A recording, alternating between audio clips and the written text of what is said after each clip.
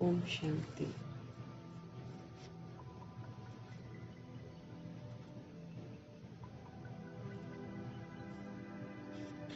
हम सभी आत्माएं मुख वंशावली आत्माएं हैं, ब्रह्मा मुख वंशावली। हमें फरमान मिला हुआ है कि ब्रह्मा बाप समान बनना है। हमको सदा अचल अडोल रहना है। वातावरण चाहे कैसा भी हो, हमारी स्मृतियां जो हैं वो सदा समर्थ रहनी चाहिए। प्रभु जैसे बनाते हैं, प्रभु जो स्मृतियां हमको दिलाते हैं वही स्मृतियां हमारी बुद्धि में कायम रहनी चाहिए। बाकी वातावरण चाहे कैसा भी हो, व्यक्ति चाहे कैसे भी हो, वायुमंडल भले कलयुगी हो, वायुमंडल भले नकारात्मक हो, व्यर्थ हो, लेकिन बाबा कहे आपको सदा, आपकी जो स्मृतियां हैं वो सदा समर्थ होनी चाहिए। तो फिर हम वायुमंडल को भी समर्थ बना देंगे। इसमें हमको अचल अडोल बनना है, इसमें हमको पिलर बनना है। जहां भी हो हम, भगवान कहते हैं सदा जागती ज्योत का कार्य ही करना है। हम सब जगे हुए रहें और फिर दूसरी सोल्स को भी जगाते रहें। ये हम आत्माओं का परम कर्तव्य है। जागती ज्योत, जब बाबा ने हमको स्मृति दिला दी है कि हम कौन हैं, किसके हैं और क्या करना है, तो उन स्मृतियों में जगे रहना है सदा, और फिर वो जगी हुई अवस्था का सहयोग दूसरी सोल्स को देकर उनको भी जगाना है। हमें अचल अडोल रहना है। सच्चा ब्राह्मण, हम सब बाबा से सच्चा ब्राह्मण बनने की शिक्षाएं ले रहे हैं। तो सच्चा ब्राह्मण अर्थात मास्टर सर्वशक्तिवान। कमजोर संकल्प नहीं चलने चाहिए। संकल्प बीज है, अगर वो कमजोर होगा तो फिर फल भी कमजोरी वाला निकलेगा। अगर एक भी हमारे मन में नेगेटिव संकल्प उठेगा तो उसका फल नेगेटिव ही निकलेगा। हमारे हाथ में सब कुछ है।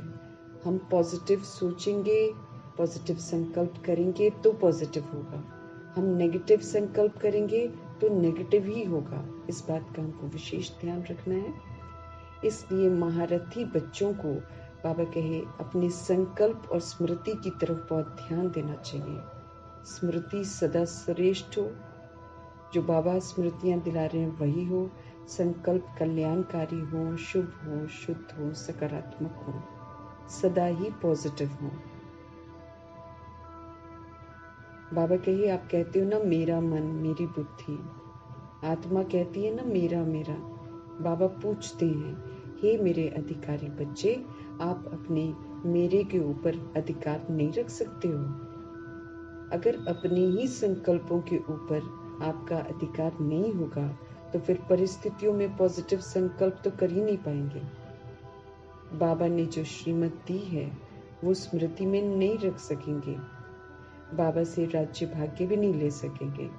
विश्व का अधिकार कैसे लेंगे अगर आपके संकल्प जो हैं नेगेटिव हैं? तो अगर आपका संकल्पों पर कंट्रोल नहीं है, अधिकार नहीं है, तो फिर आप कैसे राज्य भाग्य लेंगे? बाबा कहे पहले इस अधिकार को रखो जिससे आप पावरफुल फल निकले, है ना। संकल्प जो है पावरफुल होंगे तो पावरफुल फल निकलेगा। संकल्प श्रेष्ठ होंगे, स्मृतियां श्रेष्ठ होंगी तो बाबा कहे कर्म भी श्रेष्ठ निकलेंगे, सुकर्म ही होंगे। अगर संकल्प ही कमजोर होंगे तो फिर आपके कर्म भी श्रेष्ठ। बाबा कहते स्मृतियां अगर आपकी कमजोर होंगी, संकल्प अगर आपके कमजोर होंगे तो फिर सुकर्म कैसे करेंगे? फिर तो सुकर्म हमसे होंगे नहीं। इसलिए बाबा कहे कि ये पोता मेल देखना है कि आज सारा दिन मेरे कमजोर संकल्प तो नहीं चले। कैसे थे मेरे संकल्प? शुभ थे, शुद्ध थे, समर्थ थे, कल्याणकारी थे, पॉजिटिव थे? इसकी चेकिंग करो। अगर आप लोगों का कमजोर संग है तो उस संग में कमजोर बातें चलेंगी। कमजोरों का संग करते करते फिर आपके संकल्प भी कमजोर होते जाएंगे, संग का रंग लग जाएगा। तो पहले संकल्प पर ही तो रंग लगता है। स्मृति को रंग लग जाता है, तो कमज़ोर बातों का प्रभाव स्मृति में आएगा, बुद्धि पर आ जाएगा। इसलिए मीठे बाबा कहे ध्यान रखना होगा कि मेरा कोई भी कमज़ोर आत्मा के साथ संग तो नहीं है, कोई परचिंतन सुनाने वाली आत्मा के साथ तो नहीं है। परचिंतन हमारे पतन की जड़ है। और जैसे कि लोग जो सीरियल्स देखते हैं या मूवीज़ देखते हैं, बाबा कहे उनका सारा दैहिक बातें ही बुद्धि में घूमती हैं, वही गाने वही बातें। तो अगर आप उनका संग करेंगे तो फिर आप तो कमज़ोर बन जाएंगे। तो ऐसी आत्मा पावरफुल नहीं रह सकती है जो कमज़ोरों का संग करती है। तो हमें अपने संग का भी ध्यान रखना है, हमें सर्वशक्तिवान परमपिता परमात्मा का ही संग रखना है, उनकी बताई हुई स्मृतियों में ही रहना है। तभी हम सशक्त बन सकते हैं और तभी हम हमारे संकल्प और जो स्मृतियाँ हैं वो पावरफुल रहेंगी और तभी हम सच्चा ब्राह्मण बन सकेंगे। तो हमको सच्चा ब्राह्मण बनना है, हमको बाप समान बनना है, दोनों बाप के समान बनना है। निराकार बाप के समान बनकर हमें निराकारी स्थिति बनानी है और जो अव्यक्त ब्रह्मा है उनका संग करके फिर से हमको निर्विकारी और निरहंकारी बनना है। तो मीठी मीठी शिक्षाओं को बुद्धि में रखते हुए सच्चा ब्राह्मण बनना है कि स्मृति में रहते हुए हम फिर से आत्मिक स्थिति में स्थित होकर परमपिता परमात्मा को और ब्रह्मा माँ को हाजिर नाजिर करेंगे। उनको हाजिर नाजिर करते हुए हम उनके शक्तिशाली महावाक्यों को उन्हीं से समझेंगे और साथ में आत्मा भाइयों को भी समर्पित करेंगे जो द्वापर युग और कलयुग में आती हैं। उन सभी आत्माओं को भी परमात्मा के महावाक्यों की शक्ति मिले, वो भी जागृत हों, उनका भी देह अभिमान खत्म हो, वो भी वैराग आए उनको देह अभिमान से, वो भी फिर से सतगुणी बने, क्योंकि सतगुणी बनकर ही वापस घर जाना है। तो उनकी जो विस्मृत हो गए हैं उनकी भी स्मृतियाँ वापस आएँ। इन्हीं दुआओं के साथ उनके प्रति समर्पित करते हुए सारे आकारी शरीर में भी जो सोल्स हैं जो भटक रही हैं उन आत्माओं के प्रति भी समर्पित करेंगे। उन्हें भी प्रभु जी का ठिकाना मिले, उन्हें भी परमात्म शक्ति मिले, वे भी फिर से सतगुणी बने, भटकन से दूर होकर परमात्म छत्र छाया में आ जाएं। इन्हीं दुआओं के साथ उन सोल्स के लिए भी हम दुआएं करेंगे, उनको भी समर्पित करेंगे जो प्रभु जी को छोड़कर चले गए हैं और वो आत्मघात न करें, ये दुआएं करेंगे। वापस जो बीज उनमें जो पड़ा हुआ था परमात्मा के ज्ञान का, परिचय का, वो फिर से इमर्ज हो, फिर से उनमें पवित्र रहने का उमंग उत्साह जागे। तो सारी सोल्स को समर्पित करेंगे। अलबेली बन गई आत्माओं के प्रति भी दिल से दुआ करेंगे कि वो सारी सोल्स इस अलबेलेपन, माया रूपी अलबेलेपन से सावधान हो जाएं, फिर से ईश्वरीय पढ़ाई पढ़ें, अपने आप को सशक्त बनाएं, तैयार करें।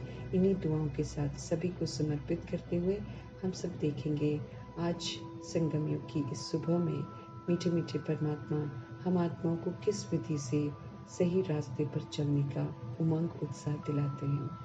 मीठे मीठे बाबा बोले, मीठे बच्चे, ड्रामा की यथार्थ नॉलेज से ही तुम अचल अडोल एक रस रह सकते हो। ये जो ड्रामा है इसका राज बाबा हमको बता रहे हैं। अब जो हमने किया वो सारा हम लोगों के सामने आएगा।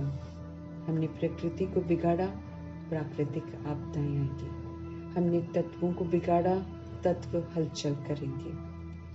ये 5 तत्वों का शरीर भी फिर जो उल्टे कर्म किए हैं उसका भुगतान जरूर करेगा। तो वैरायटी चीज़ें होनी है इस धरा पर, इस ड्रामा में। अब इस ड्रामा में हमने गलती की तो जो गलती करता है वो फिर आनाकानी नहीं कर सकता यहाँ पर ना, क्योंकि अब तो हमको तीसरे नेत्र से समझ मिल गई है। हमारे आनाकानी करने से तो चलेगा नहीं, हमें तो हमारे दृश्य दिखाए जाएंगे जो हमने किए हैं और फिर समझानियाँ भी दिखाई जाएंगी जो हमें मिलती हैं और फिर उसके अनुसार हम आत्माओं को सजा मिलेगी। तो मीठे मीठे बाबा हम आत्माओं को कहते हैं कि ये ड्रामा को, आप ड्रामा की जो यथार्थ नॉलेज है, एक्चुअली हम सभी सोल्स कैसे इस ड्रामा को बनाते हैं, खुद ही हम बनाते हैं।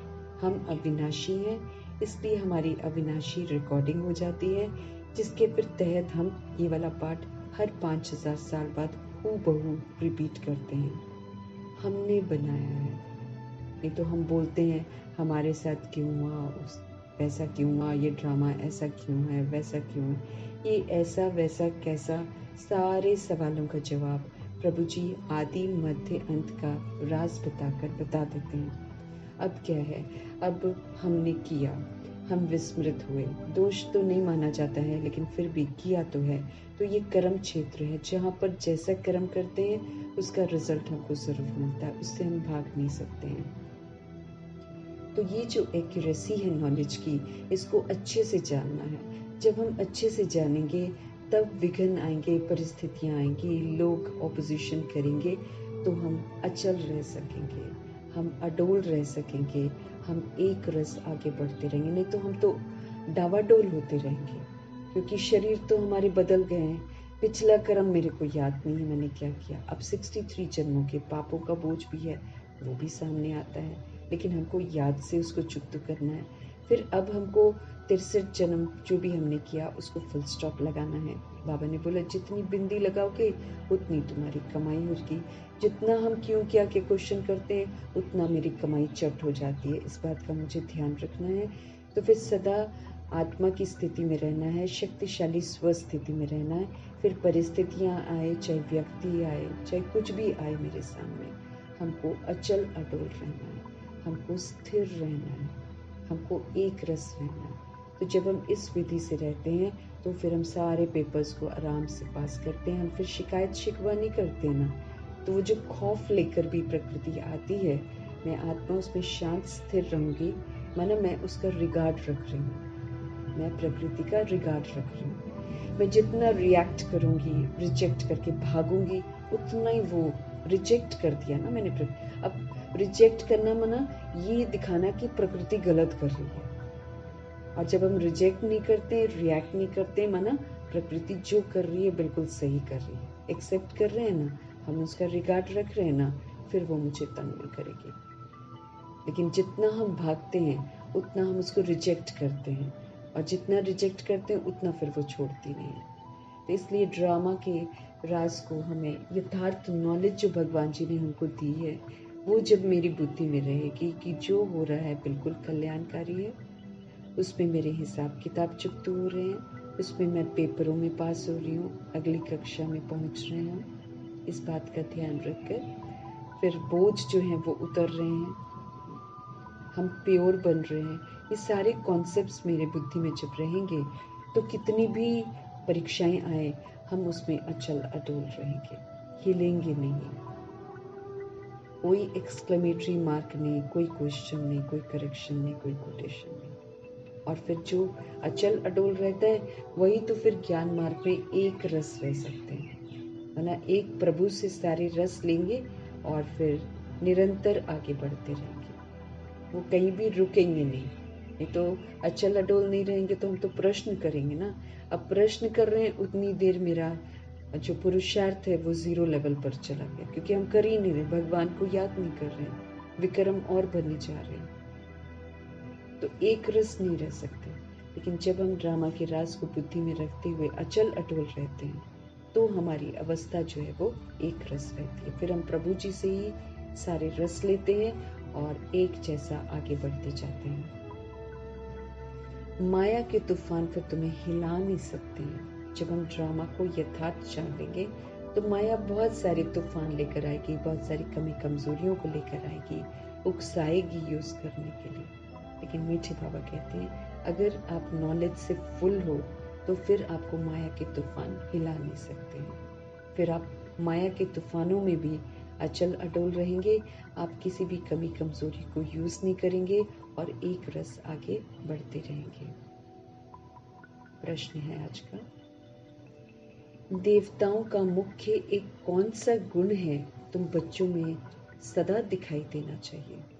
देवताओं का मुख्य एक कौन सा गुण है जो हम आत्माओं में सदा दिखाई देना चाहिए? उत्तर है हर्षित रहना। अचल अडोल कौन रहता है? ड्रामा का राज जो जानता है वो क्या करता है? हर्षित रहता है, अंदर से हर्षित रहता है। कोई कुछ भी करता है हर्षित रहता है, क्योंकि समझता है कि मेरे हर्षित रहने से, मेरे शांत रहने से मेरे हिसाब किताब सेटल हो जाएंगे। तो देवता जो है उनका मुख्य गुण जो है वो जो है वो हर्षित रहते हैं। ऑलवेज अ स्माइलिंग फेस ना, जैसे मूर्तियों को दिखाते हैं। जड़ चित्र बनते ही उसी विधि से हैं जैसे वो सोल्स एक्चुअल में संगम युग में बनती है। तो जितना उनका हर्षितपना, अंदरूनी हर्षितपना होता है, उतना ही उनकी मूर्तियों में झलकता है। ये भी अद्भुत बात है। मूर्ति जो बनाने वाला है, वो जो बनाता है, वो थोड़ी ऐसे सोचता है कि ऐसे होगा वैसे, वो तो अपनी विधि से बनाता है ना। लेकिन मुस्कुराहट जो है हर मूर्ति की, वो जिसका भी यादगार बनता है, वो उसके प्रैक्टिकल लाइफ का ऑटोमेटिकली मुस्कुराहट वैसी बनती है। अब पूरे मंदिर में आप देखेंगे लक्ष्मी नारायण जी की मुस्कुराहट बाकी के जो जड़ चित्र देवी देवता बनते हैं उनके चित्रों से बिल्कुल अलग ही होती है, अनोखी मुस्कुराहट होती है, क्योंकि उन्होंने जिंदगी में उस मुस्कुराहट को कायम रखा है संगम युग में। इसलिए वो हर्षित रहे हैं कभी भी। तभी तो कोई गालियां दे गया, कुछ भी दे गया, तो ब्रह्मा जी सदा हर्षित रहते थे। वो अंदर ही नहीं लेकर जाते थे बातों को, वो ड्रामा को समझते थे कि सोल्स ऐसा क्यों कर रही है। वो अपने हर्षित रहने का, कोई शिकवा कोई शिकायत नहीं का ही तो सहयोग देते थे। तो देवताओं का मुख्य गुण है हर्षित रहना। देवताओं को सदा मुस्कुराते हुए हर्षित दिखाते हैं। उनकी जड़ मूर्तियां हर्षित दिखाते हैं। ऐसे ही बाबा कहते हैं वो जिनके जड़ चित्र बने हैं या फिर जो देवता होते हैं सतयुग में, वो सारे यहाँ से ही तो बनकर जाते हैं। इसीलिए बाबा कहते ऐसे ही तुम बच्चों को भी सदा हर्षित रहना है। कोई भी बात हो जिंदगी में, मुस्कुराते रहो। कभी भी उदासी, गुस्सा हमको नहीं आना चाहिए। जैसे बाप तुम्हें राइट और रॉन्ग की समझानी देते हैं, कभी गुस्सा थोड़ी करते हैं भगवान, उदास थोड़ी होते हैं। ऐसे बाप समान हम आत्माओं को भी उदास नहीं होना, क्योंकि हमको भी तो आदि मध्य अंत का राज जो है एकदम स्पष्ट करके भगवान ने समझाया हुआ। तो देवताओं का मुख्य गुण है हर्षित रहना। वो सदा हर्षित रहते हैं। देवताओं को सदा मुस्कुराते हुए हर्षित दिखाते हैं जड़ चित्रों में। ऐसे तुम बच्चों को भी सदा हर्षित रहना है। कोई भी बात हो हमको मुस्कुराते रहना है। कभी भी उदासी ना आए, कभी भी गुस्सा ना आए। जैसे बाप तुम्हें राइट और रॉन्ग की समझ देते हैं, कभी गुस्सा थोड़ी करते हैं भगवान, कभी उदास नहीं होते हैं। ऐसे तुम बच्चों को भी उदास नहीं होना है। तो सारा दिन हर्षित रहना। गुस्सा फिर एक्सपेक्टेशंस रखते हैं ना, अब हम अपने अनुसार चाहते हैं कि सारा कुछ हो, लेकिन सोल्स जो हैं वो वैरायटी संस्कारों वाली हैं, इसीलिए कोई किसी के अनुसार नहीं चलता है। तो जब हम सोचते ड्रामा को नहीं समझते तो हम किसी के पाठ को देखकर गुस्सा भी करते हैं और फिर हम उदास भी हो जाते हैं, क्योंकि स्वधर्म के विपरीत चले गए ना। राइट रॉन्ग समझते हुए भी कई एक बार हम जो है पुराने संस्कारों के वशीभूत हो जाते हैं, लेकिन वैसा होना नहीं चाहिए, क्योंकि बाबा कहते हैं अब संस्कार हर्षित बने के बनाने। देवी देवता गुस्सा हम नहीं करते हैं, वो कभी उदास नहीं रहते हैं। तो ऐसी दुनिया में जाने के लिए फिर हमको प्रैक्टिकल में वैसा बनना पड़ेगा भी, तो बाबा का स्टैंप लगता है। सदा हर्षित रहना। कोई धोखा दे, कोई गालियां दे, कोई निंदा करे, हमें सदा हर्षित रहना है। रिटर्न में उनके जैसा व्यवहार नहीं करना है, लेकिन हमको सदा खुश रहना है। ओम शांति। बेहद के बच्चों को बेहद के बाप समझाते हैं। सभी आत्माओं के पिता सभी बच्चों को समझाते हैं। लौकिक बाप तो ऐसे नहीं कहेगा, ऐसे नहीं कहेंगे शरीर के पिता। उनके तो करके 5-7 बच्चे होंगे। ये तो जो सभी आत्माएं हैं, हम सभी सोल्स जो हैं, हम सब आपस में ब्रदर्स हैं।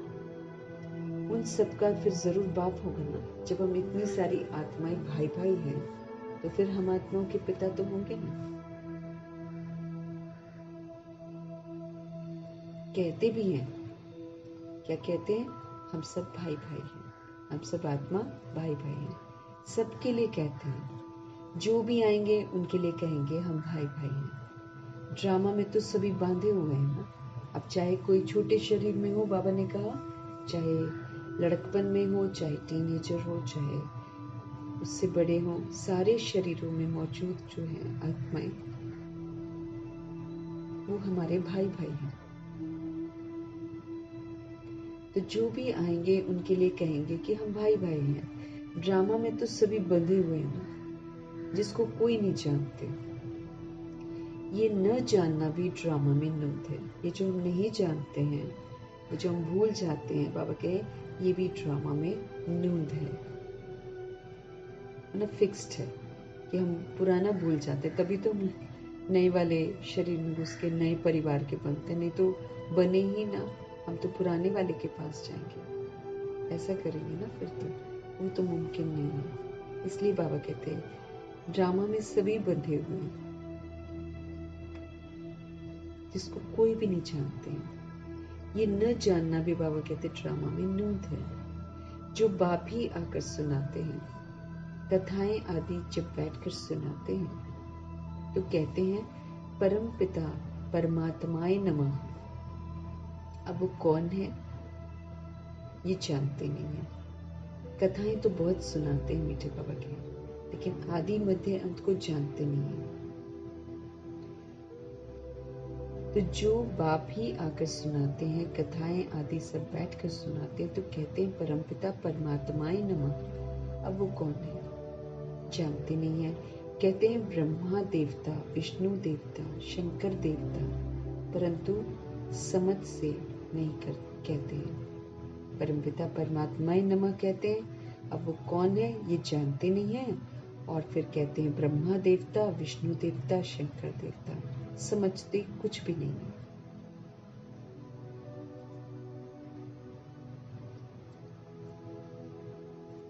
ब्रह्मा को वास्तव में देवता कहेंगे नहीं, प्रजापिता ब्रह्मा को देवता नहीं कहेंगे, वो पुरुषार्थी हैं। पुरुषार्थी को देवता नहीं कहते हैं। तो बाबा समझाते कि ब्रह्मा को वास्तव में देवता नहीं कहेंगे। देवता तो विष्णु को कहा जाता है, ब्रह्मा का तो किसको भी पता नहीं है। विष्णु देवता ठीक है, शंकर को तो कुछ भी पाठ है नहीं, वो तो ब्रह्मा जी की देही अभिमानी अवस्था है, वो पाठ नहीं बजाते हैं। यहाँ पर उनकी बायोग्राफी नहीं है। शिव बाबा की तो बायोग्राफी है, वो आते ही हैं पतितों को पावन बनाने के लिए, नई दुनिया स्थापन करने के लिए।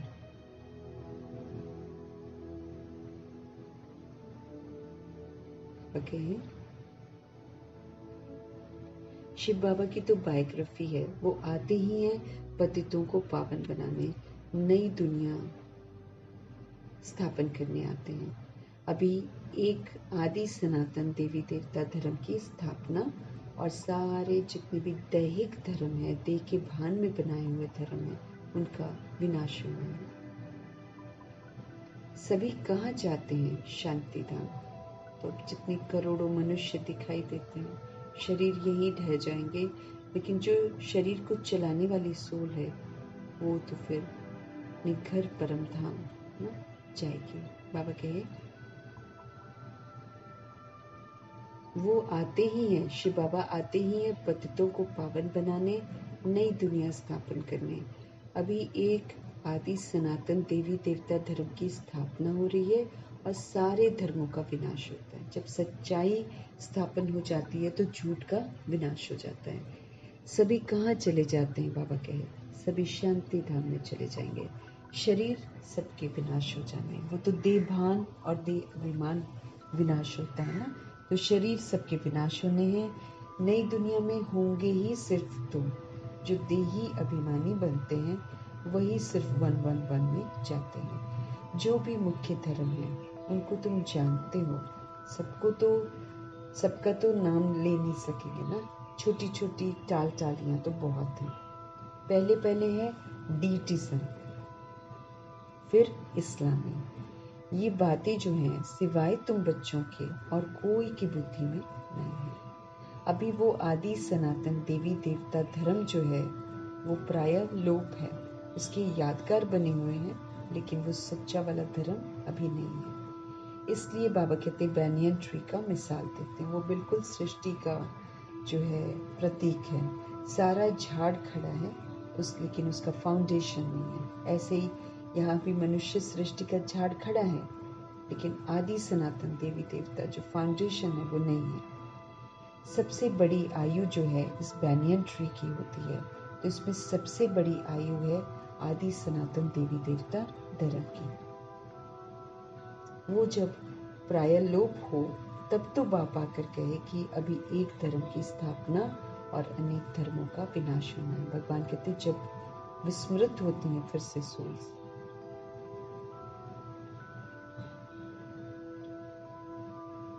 बाबा कहे जो विस्मृत हो जाती हैं सोल्स ना, तो ये आदि सनातन देवी देवता धर्म जो है इसकी सबसे बड़ी आयु है। ये 2500 वर्ष चलता है। वो जब प्राय लोप हो तब तो बाबा आए ना, जब वो आधा भूल जाते हैं, विस्मृत हो जाते हैं, तभी तो बाबा आते हैं स्मृति दिलाने। तो अभी एक पवित्रता के धर्म की स्थापना होनी है और अनेक धर्मों का विनाश हो जाना। वो देह के भान में बनाए हुए धर्म है जो अभी तमो प्रधान बन गए, तो उनका विनाश होना है। इसलिए बाबा कहते त्रिमूर्ति भी बनाया है। शिव को भी दिखाते हैं, फिर ब्रह्मा विष्णु शंकर को भी दिखाते हैं। विष्णु को खड़ा दिखाते हैं, वो लक्ष्य है जो कि ब्रह्मा तपस्या करके उस लक्ष्य को प्राप्त करते हैं। इसलिए त्रिमूर्ति भी बनाया है, परंतु अर्थ नहीं समझते हैं। तुम बच्चे जानते हो ऊंच ते ऊंच भगवान है, फिर ब्रह्मा विष्णु शंकर, फिर सृष्टि पर आते हैं, तो फिर देवी देवताओं के सिवाय और कोई धर्म है ही नहीं। तो अर्थ नहीं समझते हैं त्रिमूर्ति का। तुम बच्चे जानते हो कि ऊंचे ते ऊंच भगवान है, फिर ब्रह्मा विष्णु शंकर हैं, वो सूक्ष्म वतनवासी ब्रह्मा, फिर सृष्टि पर आते हैं, तो देवताओं के सिवाय और कोई धर्म है ही नहीं। देवताओं का जो धर्म है वही धर्म है। तो देवी देवताओं, फिर सृष्टि पर आते हैं, तो फिर देवी देवताओं के सिवाय और कोई धर्म नहीं होता। वहाँ कोई हिंदू मुस्लिम वगैरह नहीं होते हैं। भक्ति मार्ग की भी ड्रामा में नूंद है। जो भक्ति भी करते हैं उसका भी बाबा कहते ड्रामा में नूंद है। आधा कल्प भक्ति चलती है।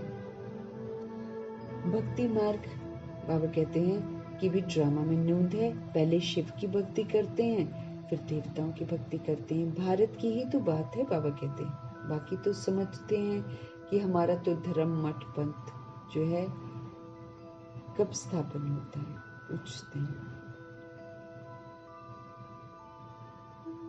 भारत की ही तो बात है बाबा कहते हैं। तो पहले शिव की भक्ति करते हैं, फिर देवताओं की करते हैं। भारत की ही तो बात है। बाकी तो समझते हैं कि हमारा धर्म, हमारा मठ पंथ कब स्थापन होता है। बाबा कहते हैं बाकी तो समझते हैं कि उनका धर्म, उनका मठ पंथ जो है कब स्थापन होता है। जैसे आर्य लोग कहते हैं ना, हम बहुत पुराने हैं। वास्तव में सबसे पुराना तो है ही आदि सनातन देवी देवता धर्म।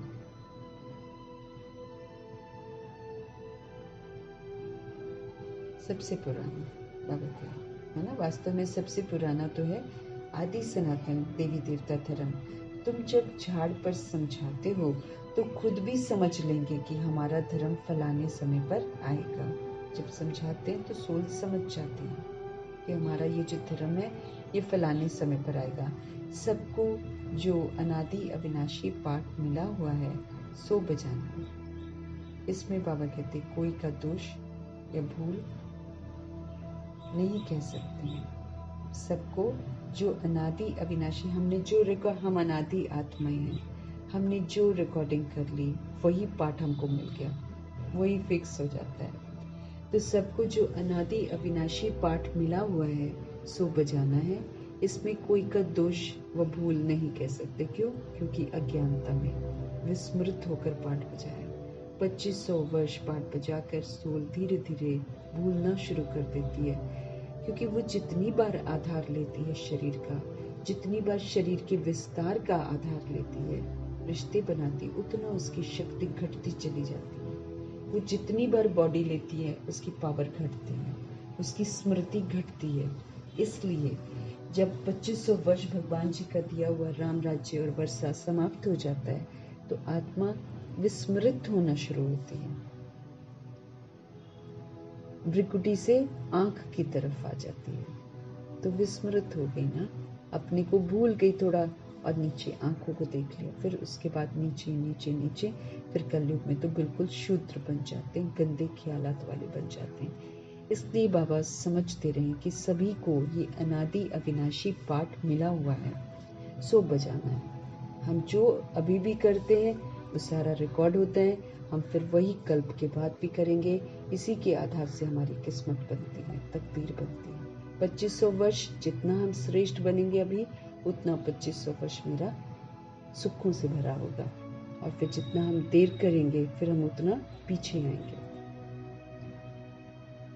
भगवान कहते हैं सब कुछ जो अनादि माना कभी भी इटर्नल है ना, कभी भी विनाश नहीं होता, सबको जो अनादि अविनाशी पाठ मिला हुआ है सो तो बजाना ही है। इसलिए बाबा कहते, बाबा फिर किसी को दोष की दृष्टि से नहीं देखते हैं।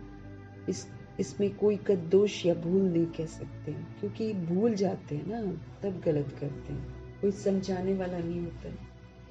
ये तो सिर्फ समझाया जाता है कि पाप आत्मा क्यों बने हैं। ये जो बाबा सृष्टि रूपी ड्रामा का सत्य बताते हैं, वो बताकर हमको समझाते हैं कि पाप आत्मा हम क्यों बने हैं, ताकि हम वो वाला पाप फिर से कभी न करें। मनुष्य कहेंगे हम बेहद के बाप के सब बच्चे हैं, फिर सब ब्रदर्स सतयुग में क्यों नहीं है। मनुष्य कहेंगे कि हम तो बेहद के बाप के सभी बच्चे हैं ना, फिर सब ब्रदर्स जो हैं वो सतयुग में क्यों नहीं है एक साथ। परंतु ड्रामा में पार्ट ही नहीं है, ये अनादि ड्रामा बना हुआ है। इसमें बाबा कहते विश्वास रखो और कोई भी बात बोलो नहीं, परंतु ड्रामा में पार्ट ही नहीं उनका, ये अनादि ड्रामा बना हुआ है। इसमें बाबा कहते निश्चय रखो और कोई भी बात नहीं बोलो। चक्र भी दिखाया है कि कैसे चक्र ये फिरता है, कल्प वृक्ष का भी चित्र है, तो कैसे ये चक्र फिरता है ये भी बताया, कल्प वृक्ष का भी चित्र है ना। परंतु ये कोई जानते नहीं है कि इनकी आयु कितनी है। बाप कोई की निंदा नहीं करते हैं, ये तो समझाया जाता है। तुमको भी समझाते हैं कि तुम कितने पावन थे, अभी तुम कितने पतित बने हो, तो पुकारते हो ये पतित पावन आओ। पहले तो तुम सबको पावन बनना है। हम जब बाबा को बुलाते हैं ये पतित पावन आओ, तो बाबा कहते पहले तो तुम सभी को क्या बनना है, पावन बनना है, फिर नंबरवार पाठ बजाने के लिए आना है। अभी हमको प्योर बनना है और फिर हम अपने पाठ के अनुसार अपने अपने समय पर सृष्टि रूपी ड्रामा में प्रवेश करेंगे। आत्माएं सब ऊपर में रहती हैं, अपना घर है वो ऊपर, सूक्ष्म वतन से भी ऊपर। फिर बाबा कहते नंबरवार पाठ बजाने आना है। आत्माएं सब ऊपर में ही रहती हैं, आप बाप भी ऊपर में रहते हैं, फिर उनको बुलाते हैं कि आओ। ऐसे वो बुलाने से आते नहीं हैं। बाप कहते मेरा भी ड्रामा में पार्ट नोंदा हुआ है, फिक्स है, मैं अपने समय पर आता हूँ। जैसे हद के ड्रामा में पार्ट सभी के फिक्स होते हैं ना, दुनिया में जितना ड्रामा होता है सबको अपने अपने रोल मिले होते हैं, वो वही वाले डायलॉग्स बोलेंगे और वैसे ही पार्ट बजाएंगे, वो हद का ड्रामा है। तो बाबा कहते जैसे हद के ड्रामा है ना, हद का जो ड्रामा है इसमें भी बड़े बड़े मुख्य एक्टर्स का पार्ट होता है। हद के ड्रामा में भी हीरो हीरोइन होते हैं ना, विलन होते हैं, तो मुख्य जो एक्टर्स हैं उनका पार्ट होते हैं। ये तो फिर बाबा कहते बेहद का ड्रामा है, सब ड्रामा के बंधन में बंधे हुए हैं। इसका मतलब ये नहीं है कि धागे में बंधे हुए हैं, इसका मतलब ये नहीं है कि धागे में बंधे हुए हैं, नहीं, ये बाप समझाते हैं, वो है जड़ वाला जड़, मूर्तियां वगैरह जड़। अगर बीज चैतन्य होता तो उसको मालूम होता ना कि ये कैसे झाड़ बड़ा हो फिर फल देंगे, तो वो तो बीज जड़ है। अगर वो चैतन्य होता, लिविंग होता, तो फिर उसको मालूम होता ना कि ये कैसे झाड़ बड़ा हो फिर फल देगा। ये तो है चैतन्य बीज, बाबा कह रहे हैं। इस मनुष्य सृष्टि रूपी झाड़ का, इसको उल्टा झाड़ कहा जाता है। यहाँ पर जो बीज है परमपिता परमात्मा है, चैतन्य है, वो तो लिविंग है। वो जानते हैं सब कुछ कि कैसे ये मनुष्य सृष्टि रूपी झाड़ है, ये कैसे उल्टा झाड़ है, क्योंकि बीज ऊपर है परमधाम में। बाप तो नॉलेजफुल है ना, उनको सारे पूरे कल्प वृक्ष, जो सृष्टि रूपी वृक्ष है, उसकी सारी नॉलेज है, वो बिल्कुल नॉलेज से फुल है। तो हम सभी सोल्स को भी आप समान बनाते हैं, हम सभी को भी नॉलेज देते हैं और फिर नॉलेज से फुल बनाते हैं। तो बाप तो है नॉलेजफुल, उनको सारे पूरे सृष्टि रूपी वृक्ष जो है, झाड़ की नॉलेज है। ये है वही गीता की नॉलेज। मुरली जो है सच्ची गीता है, वो दूसरी वाली गीता सुनाते मनुष्यों द्वारा, लेकिन एक्चुअली गीता जो है वो प्रभु जी सुनाते हैं।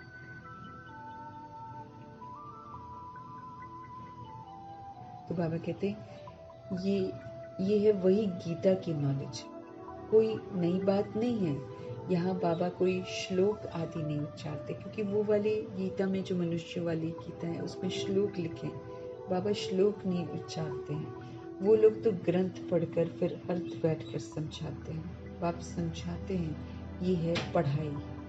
वो तो शास्त्र हो गए या जो भी धार्मिक किताबों में लिखा हुआ है वो समझाते हैं, लेकिन यहाँ तो पढ़ाई है। बाप समझाते हैं ये है पढ़ाई, इसमें कथा खाली नहीं सुननी है, तो जो कथा सुनी है वैसा बनना भी है।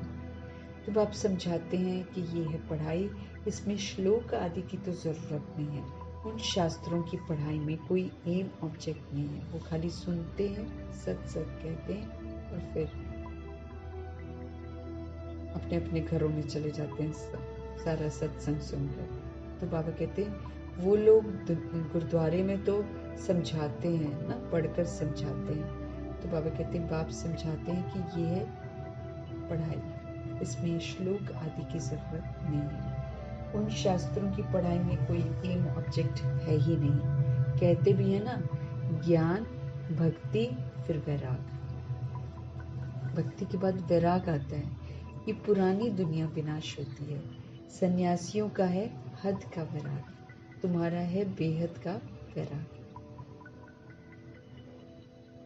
अब हम पुरानी दुनिया, पुराने संस्कार, पुरानी देह, सबसे वैराग आता है कि सब खत्म हो जाना है। तो सन्यासियों का तो हद का वैराग है। वो तो घर छोड़ते हैं और जंगलों में जाकर रहते हैं और फिर देहधारियों से खाते हैं। हमारा बेहद का वैराग है। हमें तो बुद्धि से पुरानी सारी चीजों का वैराग होना चाहिए। कहीं भी कोई आकर्षण नहीं, कहीं भी कोई विकर्षण नहीं। शंकराचार्य आते हैं तब वो बैठकर सिखलाते हैं, घर बार से वैराग। जब शंकराचार्य आते हैं तो फिर वैराग सिखाते हैं, वो घर बार से वैराग दिलाते हैं। वो भी शुरू में बाबा कहते हैं शास्त्र आदि नहीं सिखाते हैं। जब बहुत वृद्धि होती जाती है तब शास्त्र बनाने शुरू करते हैं। अब जीसस आए तो उन्होंने बाइबल थोड़ी बनाई, बाद में बाइबल बनी है। तो पहले पहले बाबा कहे जो है वो भी शुरू में शास्त्र आदि नहीं सिखाते हैं। जब बहुत वृद्धि होती जाती है तब जाकर शास्त्र बनाने शुरू करते हैं। पहले पहले तो धर्म स्थापन करने वाला एक ही होता है, फिर आहिस्ते आहिस्ते वृद्धि को पाते हैं। ये भी समझना है सृष्टि में पहले पहले कौन सा धर्म था। अभी तो बाबा कहते हैं कि अनेक धर्म हो गए ना। ये भी समझना है कि सृष्टि में पहले पहले कौन सा धर्म था। अभी तो अनेक धर्म है।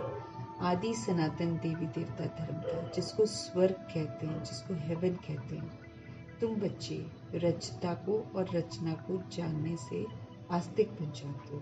हम सभी सोल्स जो हैं, हम सभी आत्माएं जो हैं, रचता और रचना को जानने से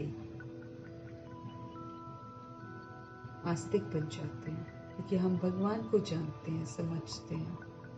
तो तब हम आस्तिक बनते हैं, उसके पहले हम भी नास्तिक थे। बाबा कहे तुम बच्चे जब रचता को जान जाते हो, जब रचना को जान जाते हो तो आस्तिक बन जाते हो। नास्तिक बने का कितना, बाबा कहे नास्तिक बना जब तक होता है ना, तो नास्तिक बने का कितना दुख होता है, निधन के पल पड़ते हैं। अब नास्तिक कलयुग क्या है, नास्तिकपन का परिणाम है ना, हम भगवान को नहीं जानते हैं, इसलिए हम उल्टे कर्म करते हैं। तो नास्तिक बने का अगर हिसाब देखें तो फिर कितना दुख होता है, निधन के बन पड़ते हैं, आपस में लड़ते झगड़ते रहते हैं। नास्तिकपन में कहते हैं ना, तुम आपस में लड़ते रहते हो, तुम्हारा कोई धनी धुनी नहीं है क्या, तुम्हारे माँ बाप नहीं क्या, तुमको सिखाने वाला कोई नहीं है क्या। इस समय सब निधन के बन जाते हैं, लेकिन ये समय ऐसा चल रहा है कि सारी सोच जो है, इस समय सभी बाबा कहते हैं निधन के बन पड़ते हैं, क्योंकि किसी को मालूम ही नहीं है, न अपने बारे में मालूम है, न पिता परमेश्वर के बारे में मालूम है। वो तो भक्ति मार्ग में अनेकों को मानते हैं, लेकिन मालूम थोड़ी है किसी को कुछ भी।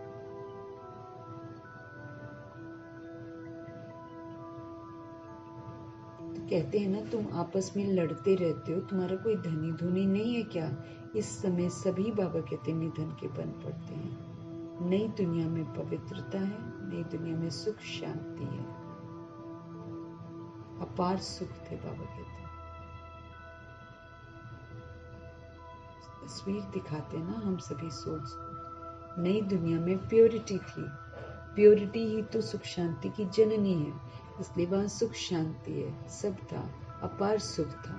यहाँ अपरंपार दुख है, ये है सत्युग, वो है सत्युग और ये है कलयुग। अभी तुम्हारा है पुरुषोत्तम संगम, वो जो नई दुनिया है वो बाबा कहते सत्युग है, और ऐसे पुरानी दुनिया चल रही है, और हम सभी सोल्स जो अडॉप्ट हो गए हैं, हमारे लिए पुरुषोत्तम संगम युग है। हमें हर बात की नॉलेज मिल रही है।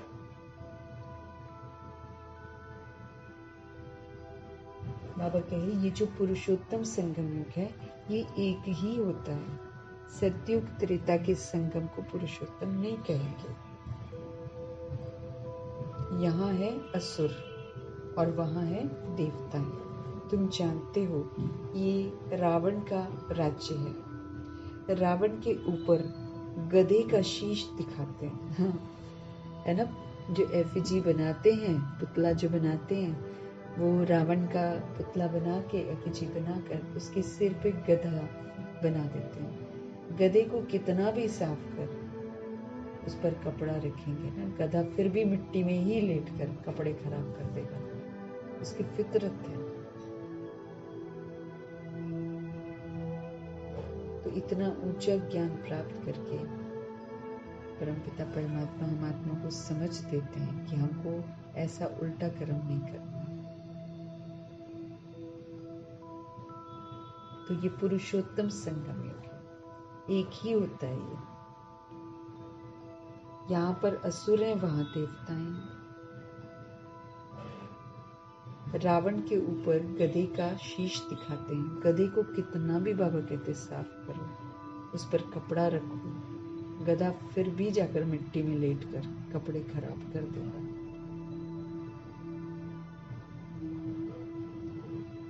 बाप तुम्हारे कपड़े साफ गुलगुल बनाते हैं। फिर रावण राज्य में बाबा कहते फिर आप लिथड़ कर अपवित्र बन जाते हो, फिर से बुराइयों में फिर वो गधे बन जाते हैं फिर बाबा कहते लिथड़ जाते हो ना गंदगी से, और फिर क्या बन जाते हैं, अपवित्र बन जाते हैं। आत्मा और शरीर दोनों अपवित्र बन जाते हैं, सोल भी और बॉडी भी।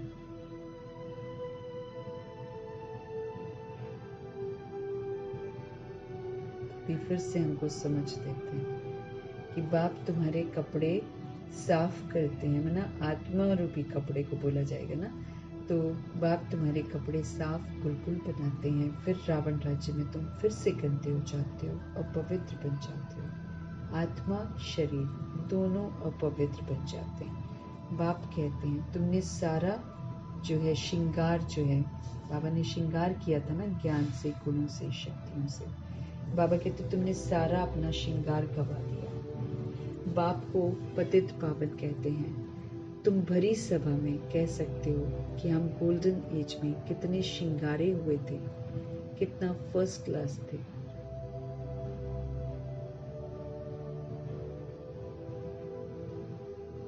तुम भरी सभा में कह सकते हो कि हम गोल्डन एज में कितने श्रृंगारे हुए थे, कितने फर्स्ट क्लास राज्य भाग्य था हमारे पास। फिर माया रूपी धूल में लिथड़ कर हम मैले हो जाते हैं ना। जैसे वो मैला हो जाता है गधा, वैसे ही हम सब भी फिर से अपने आप को गंदा कर लेते हैं,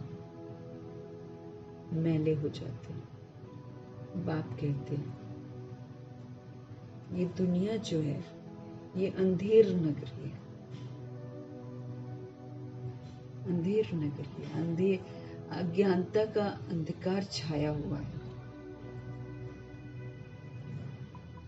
भगवान को सर्वव्यापी कह दिया।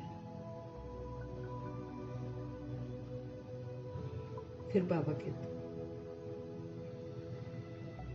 जो कुछ हुआ वो फिर से रिपीट होगा, इसमें मूंझने की दरकार नहीं है। सोल्स हैं, अविनाशी हैं, रिकॉर्डिंग अविनाशी है, इसलिए जो कुछ किया वो हूबहू रिपीट होगा, इसमें मूंझने की जरूरत नहीं, कंफ्यूज होने की तो जरूरत ही नहीं। बाबा कहते हैं हमने बनाया ना, भगवान ने थोड़ी बनाया। तो 5000 वर्ष में कितने मिनट, घंटे, सेकंड है। एक बच्चे ने सब धर्म वालों का हिसाब निकाल कर भेजा था। बाबा कहें ये भी मत करो, इसमें भी बुद्धि व्यर्थ की होगी ना। जो हो गया, जिसने जो पाठ बजाया, व्यर्थ चली जाती है। जब हम व्यर्थ करते हैं, व्यर्थ सुनते हैं, व्यर्थ बोलते हैं। तो बाबा कहे एक बच्चे ने सब धर्म वालों का हिसाब निकाल कर भेजा था, इसमें भी बुद्धि व्यर्थ की ना, उतना हिसाब निकालने की जरूरत नहीं। बाबा कहते हैं फिर बुद्धि व्यर्थ हो जाती है।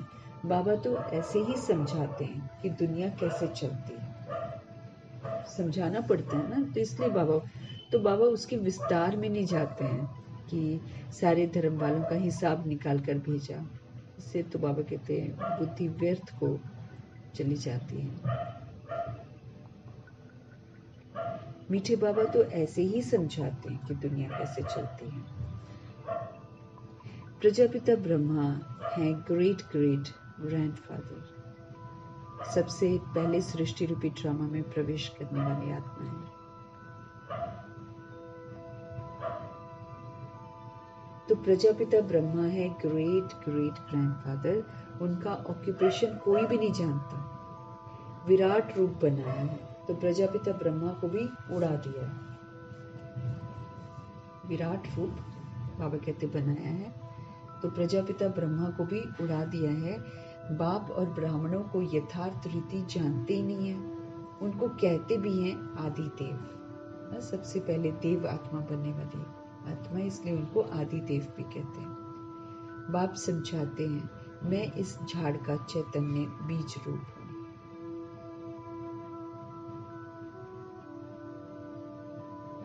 बाबा समझाते हैं कि मैं इस झाड़ को, तो बाबा बोले कि ब्रह्मा जी को आदि देव कहते हैं। बाप समझाते हैं मैं इस झाड़ का चैतन्य बीज रूप हूँ।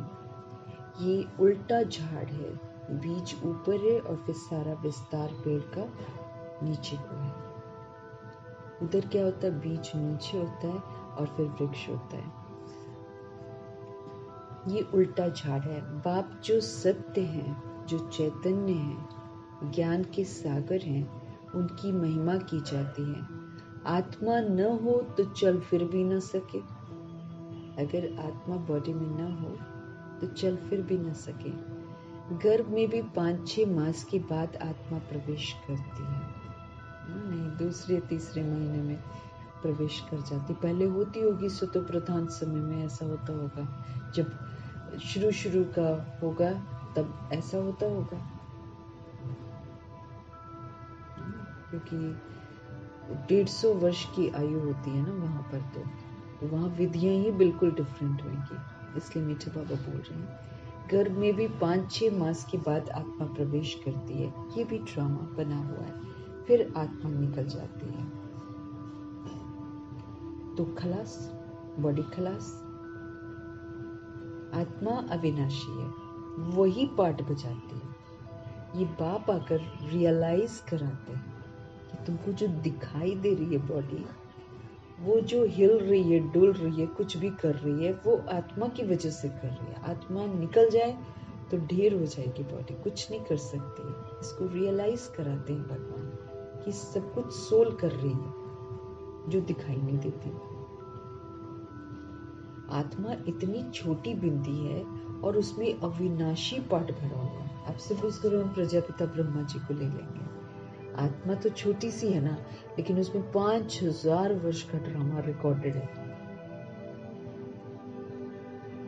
तो अविनाशी पार्ट भरा हुआ है जो कभी विनाश नहीं होता है। परम पिता भी आत्मा है, उनको ज्ञान का सागर कहा जाता है।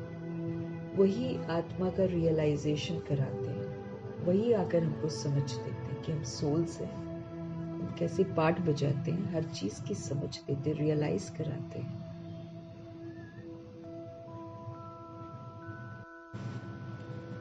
वो तो सिर्फ कह देते हैं परमात्मा सर्वशक्तिमान है, हजारों सूर्यों से तेजो में है, ऐसी कहानियां बना देते हैं। यहाँ बाबा कितना निरअहंकारी है, सर्व संबंध निभाने वाला, सदा साथ निभाने वाला, लेकिन शास्त्रों में नहीं जानते हैं ना, इसलिए क्या कह देते हैं कि वो हजारों सूर्यों से तेजो में है, हम उनके सामने जा नहीं सकते, परंतु समझते कुछ भी नहीं है। बाप कहते हैं वो हजारों सूर्यों से तेजो में है, माना वो पवित्रता का सागर है, पतित आत्मा उनके सामने नहीं जा सकती। वो तो जैसे जैसे हम लोग श्रीमत पर चलते हैं, जैसे जैसे हम प्योर बनते जाएंगे, जैसे जैसे हमारी सूक्ष्म अवस्था बनती जाएगी, वैसे वैसे हम उनके समीप पहुंचेंगे, अदरवाइज थोड़ी पहुंच सकते हैं।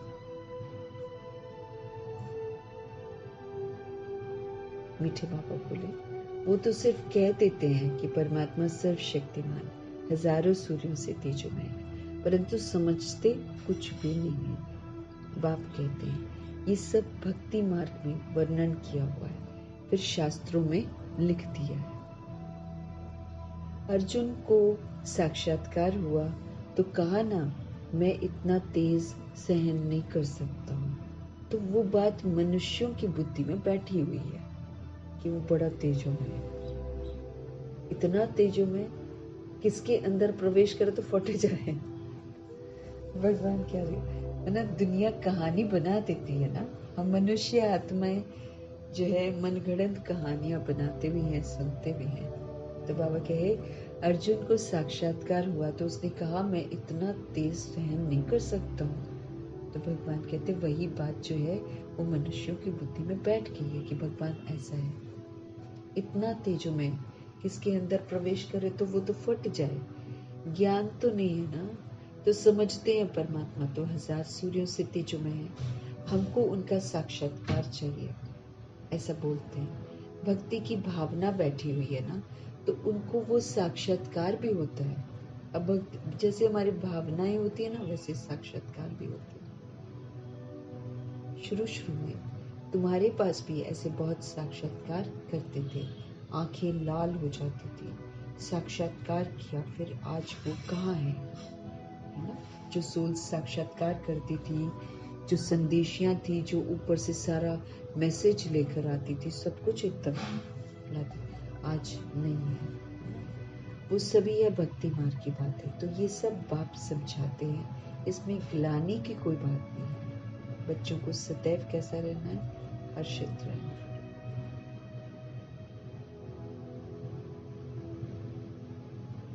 बाबा आकर हमको सारी बातें समझाते हैं, इसमें ग्लानि की कोई बात नहीं है। बाबा के बच्चों को सदैव हर्षित रहना, जो हुआ सो हुआ, ठीक है हमने गलतियां करी हैं क्या, अब तो न करें। इसलिए बच्चों को सदा हर्षित रहना। ये तो ड्रामा बना हुआ है। मुझे इतनी गालियां देते हैं, फिर मैं क्या करता हूँ? शिव बाबा बोलते हैं, उनको सर्वव्यापी कहना, उनको कण कण में कहना, ये उनकी इंसल्ट है, ये उनको गाली देना है। ये अभी बाबा से उनको समझ में आता है। तो बाबा कहते हैं मुझे इतनी गालियां देते हैं, फिर मैं क्या करता हूँ? गुस्सा आता है क्या? समझता हूँ ना कि ड्रामा अनुसार ये सब भक्ति मार्ग में जो है फंसे हुए हैं। तो बाबा गुस्सा थोड़ी करते हैं। क्या समझते हैं बाबा कि ड्रामा के अनुसार सभी बच्चे जो हैं वो भक्ति मार्ग में फंसे हुए हैं। नाराज होने की बात ही नहीं है। ड्रामा ऐसा बना हुआ है, प्यार से समझानी देनी होती है। बेचारे अज्ञान अंधेर में सारे पड़े हुए हैं, नहीं समझते हैं तो तरस भी पड़ता है। सदैव मुस्कुराते रहना चाहिए बाबा के। ड्रामा ही ऐसा बना हुआ है।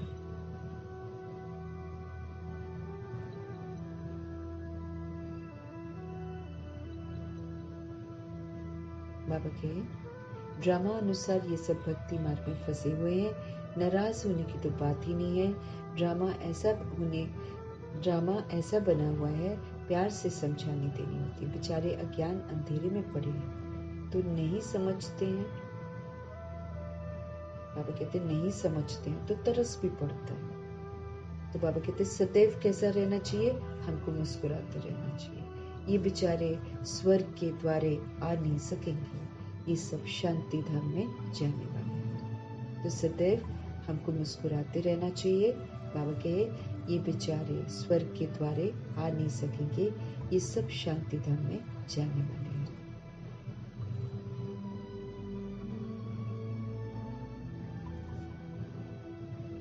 सब चाहते भी हैं, शांति ही चाहते हैं ना। सुख वाला जो है उसके लिए फिर पढ़ना पड़ता है। तो शांति की चाहना मेजॉरिटी सोल्स को, क्योंकि उन्होंने शांति की अनुभूति ज्यादा करी है, सुख की नहीं है, इसलिए वो सुख के पीछे नहीं दौड़ते, शांति के पीछे दौड़ते हैं। सब चाहते भी शांति है, तो बाप ही रियल समझाते हैं। अभी तुम जानते हो कि ये जो खेल है ये बना हुआ है, हमने खुद बनाया है। ड्रामा में हर एक को पार्ट मिला हुआ है, और ड्रामा में हर एक को पार्ट मिला हुआ है। इसमें बड़ी अचल, बड़ी स्थैर्य बुद्धि चाहिए। अभी तुम जानते हो कि ये खेल है जो बना हुआ है। ड्रामा में हर एक पार्ट जो है, हर एक को पार्ट मिला हुआ है। इसमें बाबा कहते बड़ी अचल स्थैर्य बुद्धि चाहिए। हमारी बुद्धि स्टेबल होनी चाहिए, तब जाकर हमको समझ में आएगी हर एक बात। जब तक हम अचल अडोल एक रस अवस्था नहीं रखते हैं, तब तक पुरुषार्थ कैसे करेंगे? बाबा कहते हैं जब तक हम अचल नहीं रहेंगे, जब तक हम अडोल नहीं रहेंगे, जब तक हम एक रस अवस्था नहीं बनाएंगे, तो बाबा कहते हैं कि फिर पुरुषार्थ कैसे करेंगे? तब तो हम डावाडोल होते रहेंगे, गिरते रहेंगे, फिर उठेंगे, फिर गिरेंगे, फिर उठेंगे। तो स्थैर्य रहना बहुत जरूरी है। स्टेबल बुद्धि चाहिए, अचल बुद्धि चाहिए, निश्चय बुद्धि चाहिए। तो जब तक अचल अडोल एक रस अवस्था हमारी नहीं है, तब तक बाबा कहते पुरुषार्थ कैसे करेंगे? कुछ भी हो, बाबा कहते कुछ भी हो, बल तूफान आए, परंतु हमको स्थैर्य रहना है, माना स्थिर रहना है, शांत रहना है, हमको स्टेबल रहना है। माया के तूफान तो ढेर आएंगे और पिछाड़ी तक आएंगे। अवस्था हमारी मजबूत चाहिए।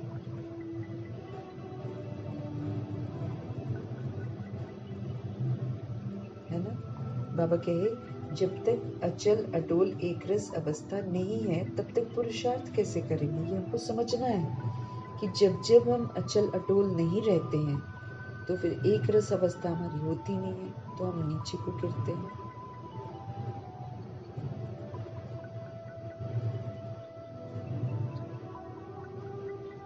कुछ भी हो जाए, बाबा के भले तूफान आए, लेकिन स्थैर्य रहना ही है, स्टेबल रहना।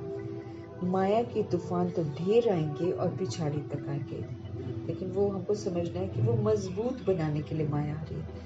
माया मेरी सारी कमी कमजोरियों को खत्म करने का चांस देती है। वो बार बार आती है और फिर हमको कहा जाता है कि कमी कमजोरियों को यूज मत करो। जब हम यूज नहीं करते हैं तो फिर हम माया को जीत लेते हैं। तो मीठे बाबा कहते हैं बल तूफान आए लेकिन स्थैर्य रहना है। माया के तूफान तो ढेर आएंगे और पिछाड़ी तक आएंगे, अवस्था मजबूत चाहिए। ये है गुप्त मेहनत।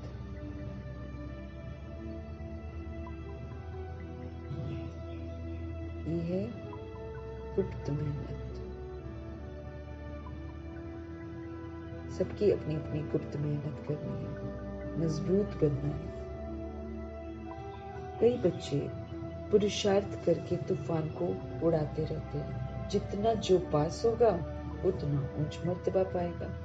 ब्रह्मा जी को देख लो, अचल थे, अडोल थे, एक रस थे, निश्चय बुद्धि थे, निश्चल थे, ऊंच मर्तबा पाते। तूफान क्या उनकी जिंदगी में, उनके तो सबसे आगे, उनके आगे तो सबसे ज्यादा तूफान है।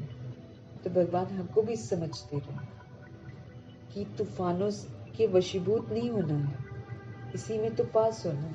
अचल अडोल रहना, हलचल में जरा भी नहीं आना, कोई क्वेश्चन कोई करेक्शन नहीं करना, रिएक्ट रिजेक्ट नहीं, वही तो पास होना होता है।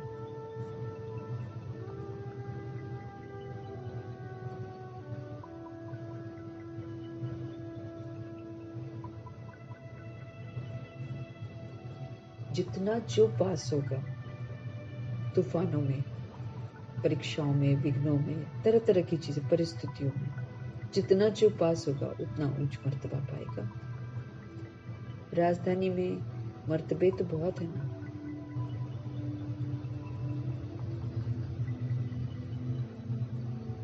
राजधानी में मर्तबे तो बहुत है ना, बाबा कहते हैं। महाराजा, महारानी, राजा, रानी, प्रिंस, प्रिंसेस, बहुत सारे होंगे। फिर साहूकार, फिर प्रजा की प्रजा, फिर दास दासी, फिर उसके भी नीचे लेवल तक चले जाते हैं ना।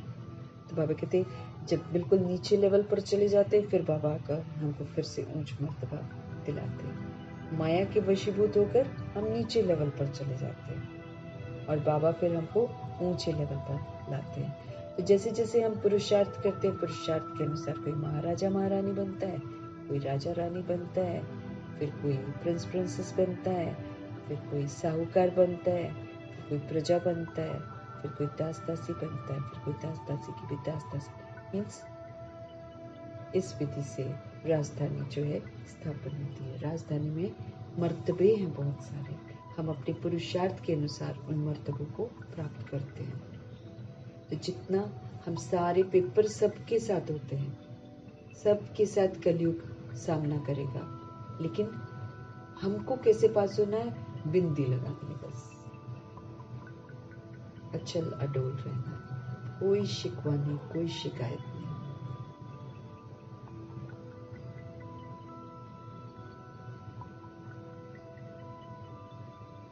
हमारा पेपर ही वो है, अचल अडोल, स्मृति स्वरूप, नष्ट होना। सबसे अच्छे चित्र हैं त्रिमूर्ति के और गोला और झाड़ के। मतलब लोगों को समझाना है ना, नहीं तो फिर सीढ़ी वाला होता है ना, तो उसमें फिर कई लोग बोलते हैं इसमें हमारा क्या, ये तो भारत का है।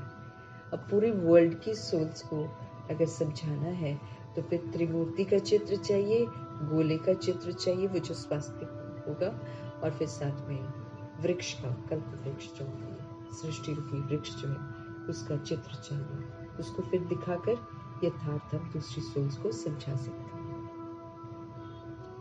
ये शुरू के बने हुए हैं, विलायत में सर्विस के लिए भी ये 2 चित्र ले जाने हैं। इन पर ही तो वो अच्छी रीति समझा सकेंगे। आहिस्ते आहिस्ते बाबा जी चाहते हैं कि ये जो चित्र है, ये बाबा कहते हैं ये जो चित्र है ना, कपड़े पर हो। तो अच्छी रीति बाबा कहते हैं चित्र ले जाने चाहिए। इन पर ही अच्छी रीति से समझ सकेंगे। आहिस्ते आहिस्ते बाबा जो चाहते हैं कि ये चित्र जो है ना कपड़े पर हो, वो भी बनते जाएंगे। तुम समझाएंगे कि ये कैसे स्थापना हो रही है। तुम भी इसको समझेंगे तो अपने धर्म में उच्च मर्तबा पाएंगे। जब हमें बाबा के ज्ञान को अच्छे से समझेंगे तो फिर हम पैसे चलेंगे तो फिर हमारा ऊंच मर्तबा होगा। तुम समझाएंगे कि ये कैसे स्थापना हो रही है, तुम भी उसको समझेंगे तो अपने धर्म में ऊंच मर्तबा पाएंगे। तो क्रिश्चियन धर्म में तुम ऊंच मर्तबा पाना चाहते हो तो फिर बाबा कहते ये अच्छी रीति समझो। दूसरी सोल्स को बताना है कि अगर तुम क्रिश्चियनिटी में हो लेकिन अगर आप ऊंच मर्तबा पाना चाहते हो तो फिर अच्छी रीति से इस बात को समझो जो बाबा समझा रहे हैं कि कैसे तरह तरह के धर्म आते हैं, अपने अपने समय पर स्थापना करते हैं। तो बाबा कहते हैं वो सोल्स भी तो आएंगी। अब जैसे जीसस क्राइस्ट की आत्मा भी तो आएगी, गुरु नानक जी की आत्मा भी तो आएगी। तो इस विधि से जो सोल्स आएंगी और हमें हर सोल को जो है सत्य से परिचित कराना। इसके बाबा कहते हैं आपके पास ये चित्र होने चाहिए। आप समझाएंगे कि कैसे स्थापना हो रही है, समझेंगे, तुम भी इसको समझेंगे तो अपने धर्म में उच्च मर्तबा पाएंगे। उनको कहेंगे, सोल्स को कहेंगे कि अगर आप भी ये चीजें समझेंगे ना तो आप अपने आप को, ठीक है आप आदि सनातन देवी देवता धर्म में नहीं आते ना, लेकिन आप अपने धर्म में ही ऊंच मर्तबा पाएंगे। क्रिश्चियन धर्म में तुम ऊंच मर्तबा पाना चाहते हो तो अच्छी रीति समझो। उनको बोलना है कि अगर आप ऊंच मर्तबा पाना चाहते हो क्रिश्चियन धर्म में तो फिर अच्छी रीति समझो। हर सोल को निमंत्रण देना है और हर सोल कुछ न कुछ मर्तबा लेकर ही जाएगी ना। अच्छा, मीठे मीठे सिखिलते बच्चों प्रति माता पिता बाप दादा का याद प्यार और गुड मॉर्निंग। रूहानी बाप की रूहानी बच्चों को नमस्ते। हम रूहानी बच्चों की भी सुप्रीम रूह मीठे मीठे परम पिता परमात्मा को दिल से, जान से, सिख से, प्रेम से, स्नेह से, अदब से, पूरे रिगार्ड से नमस्ते और तहे दिल से उनकी एक एक बोल के लिए, उनके एक एक रतन के लिए तहे दिल से धन्यवाद। और फिर यही दुआ है कि जो भी वो हम आत्माओं को कह रहे हैं वो सभी रिस्पॉन्सिबिलिटी के साथ हम पूरा धारण करें। इन्हीं दुआओं के साथ धारणा के लिए मुख्य सार है, इस पुरुषोत्तम संगम युग पर पवित्र बनकर स्वयं का श्रृंगार करना है। हमारा काम क्या है? ये पुरुषोत्तम संगम युग है। हमको क्या बनना है? पवित्र बनना है। और पवित्रता के साथ साथ है ना, बाबा कहते हैं इस पुरुषोत्तम संगम युग पर पवित्र बनकर फिर स्वयं का श्रृंगार करना, सारे दैवी गुणों से, शक्तियों से अपना श्रृंगार करना। जितना मतलब हम उसको धारण करते जाएंगे, जितना उसका प्रयोग करते जाएंगे उतना श्रृंगार हो रहा है। ये यहाँ पर स्थूल श्रृंगार थोड़ी होगा। ये पुरुषोत्तम संगम युग है, इसमें हमको पवित्र बनना है और खुद ही श्रृंगार करना है। हमारा श्रृंगार क्या होता है? बाबा कहे इस पुरुषोत्तम संगम युग पर पवित्र बनकर स्वयं का श्रृंगार करना है। तो कैसे श्रृंगार करना है? ज्ञान को धारण करना है, शक्तियों को धारण करना है। और फिर बाबा कहे कभी भी माया की धूल में लिथड़ कर श्रृंगार बिगाड़ना नहीं है। अभी हम ज्ञान गुण शक्तियों से अपना श्रृंगार करते हैं, मना अपनी धारणाओं में ले आते हैं तो हम निखरते हैं ना, हम सतोगुणी बनते हैं, हम सत्युगी बनते तो निखरते हैं। तो ये जो पुरुषोत्तम संगम युग है,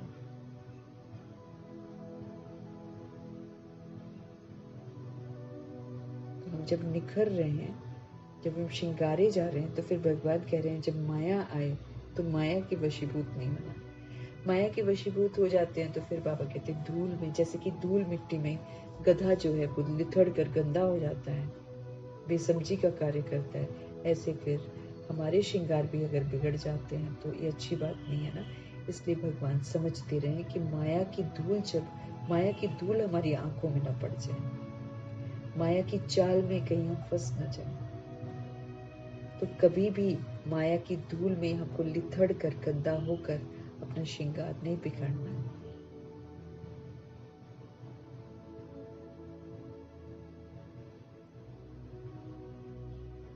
गंदा नहीं होना है।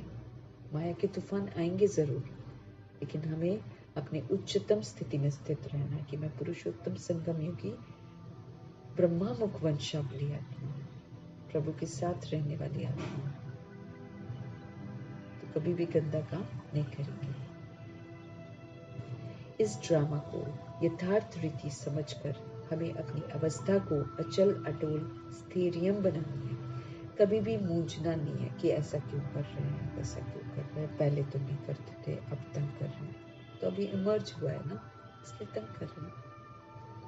तो कभी भी हमें मूंझना नहीं है, सदैव हमको हर्षित रहना है, हमें सदैव खुश रहना है। आज का सतगुरु जी का वरदान, सोच समझकर हर कर्म करने वाले पश्चाताप से मुक्त ज्ञानी तू आत्मा भव।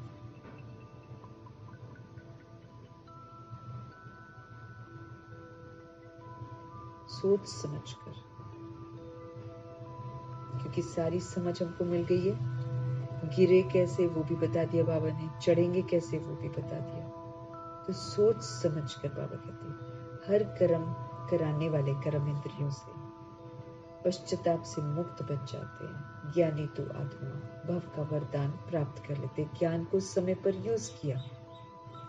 ज्ञानी तो आत्मा कौन होगी? जो ज्ञान को समझ रही है और फिर ज्ञान को समय पर यूज कर रही है, उसको बोलेंगे ना ज्ञानी तो आत्मा। इसलिए बाबा समझते रहे कि जो भी आप कर्म करते हो, आप सोच समझ कर करो।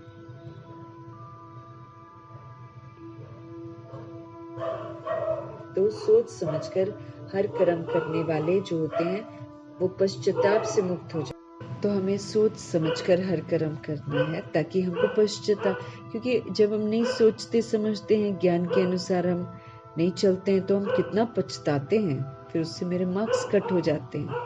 तो पश्चाताप से मुक्त होना है हमको, है ना। ज्ञानी तू आत्मा बनना है। दुनिया में भी कहते हैं कि पहले सोचो फिर करो, क्योंकि हम सब अक्सर गलतियां करते हैं ना।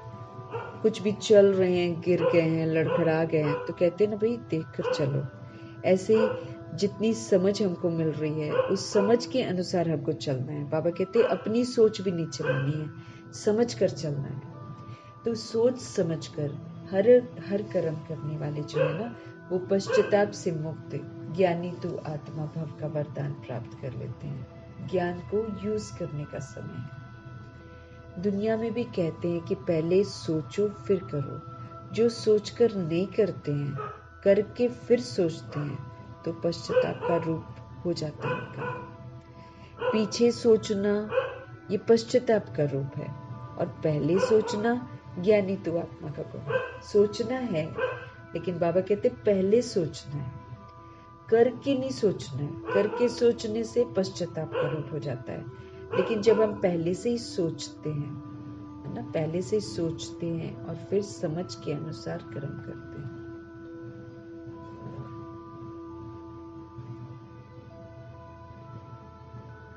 तो पहले से ही बाबा कहते हैं अगर आप सोचते हो और फिर करते हो तो फिर पश्चाताप नहीं होगा ना, क्योंकि फिर हम राइटियस कर्म करेंगे।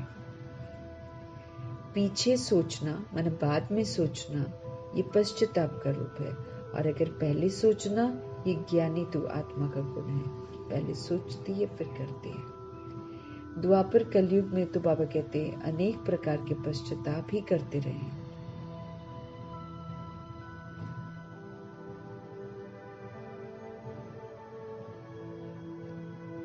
लेकिन बाबा कहते द्वापर कलयुग में तो अनेक प्रकार के पश्चाताप ही करते रहे हैं, क्योंकि सारा काम उल्टा करते थे, अशांत होते थे, दुखी होते थे, तो पश्चाताप करते थे। लेकिन अभी तो संगम है ना, तो संगम में हमको सारी समझ मिल रही है, इसलिए भगवान कहते हैं ऐसा सोच समझकर संकल्प व कर्म करो जो कभी मन में भी 1 सेकंड भी हमको पश्चाताप न हो। ऐसा सोच समझ कर करो संगम पर। ऐसा क्योंकि दंड है, फिर अगर हम सोच समझ कर नहीं करते हैं तो दंड बहुत है। तो अब संगम पर बाबा कहते हैं ऐसा सोच समझकर संकल्प करो, सोचो, कर्म करो जो कभी भी मन में भी 1 सेकंड भी हमारे पश्चाताप न हो। तब कहा जाएगा ज्ञानी तो आत्मा।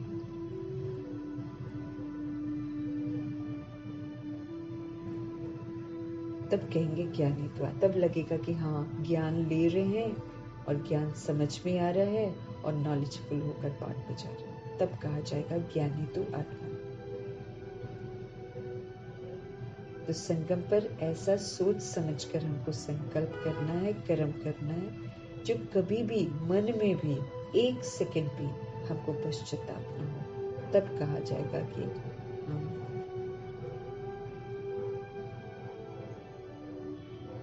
ज्ञानी तो आत्मा है। 1 सेकंड भी बाबा कहते पश्चाताप न हो।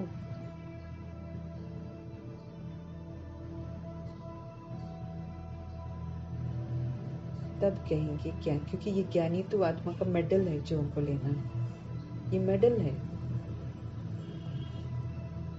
लेकिन प्रूफ देकर मिलेगा। ये प्रैक्टिकल में मैं कैसा पाठ बजाऊंगी उसके अनुसार ये मेडल मिलेगा। अगर हम हर संकल्प बोल कर हम सोच कर करेंगे तो अच्छा करेंगे, पश्चाताप नहीं होगा, फिर हमको मिलेगा ये ज्ञानी तो आत्मा का टाइटल कि हाँ ये सोल ज्ञानी तो आत्मा।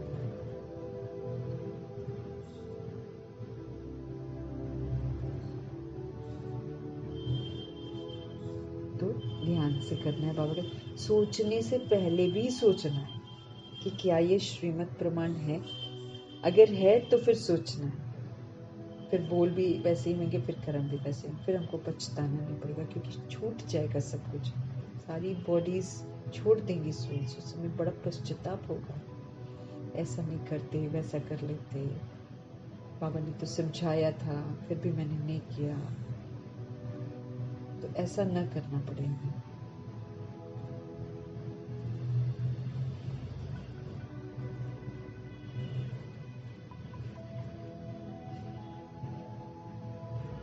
तब कहेंगे ज्ञानी तो आत्मा, जब हमको कभी भी रिग्रेट नहीं होगा कि मैंने ऐसा क्यों किया।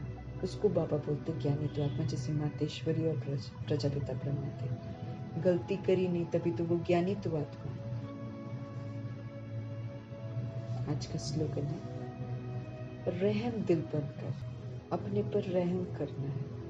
रहम दिल बनकर सर्व गुणों और शक्तियों का दान देने वाले ही मास्टर दाता है। भगवान के बने, आत्मा का परिचय मिला, आत्मा परमात्मा का बच्चा माना, दाता देने वाला। स्मृति से समर्थी आती है ना, तो स्मृति क्या है? मैं आत्मा परमात्मा का बच्चा हूं। ये जो स्मृति है हमको समर्थ बनाती है। तो जब मैं आत्मा परमात्मा का बच्चा हूं तो मैं कौन हूं? मैं मास्टर दाता हूं। मैं किसी से लेने वाला नहीं हूं, लेकिन भगवान से मिला हुआ सब कुछ देने वाली आत्मा। तो भगवान कहते हैं खुद पर भी रहम करो स्मृति स्वरूप बनकर, और फिर अन्य सोल्स को भी रहम दिली से, रहम दिल बनकर सब गुण जितने भी हैं, शक्तियां जितनी भी हैं, इसको पहले हमको धारण करना है, इसको बार बार यूज करना है और सभी सोल्स के लिए यूज करना है। इसमें मास्टर दाता बनना है, लेना नहीं है। लेने की भावना नहीं रखनी है कि वो करे तो हम करें, ये लेने की भावना है, वो तो गलत है। हमको तो सब पर रहम करना है। सब विस्मृत हैं इस समय, याददाश्त खोई हुई है सबकी, इसलिए रहम करना है।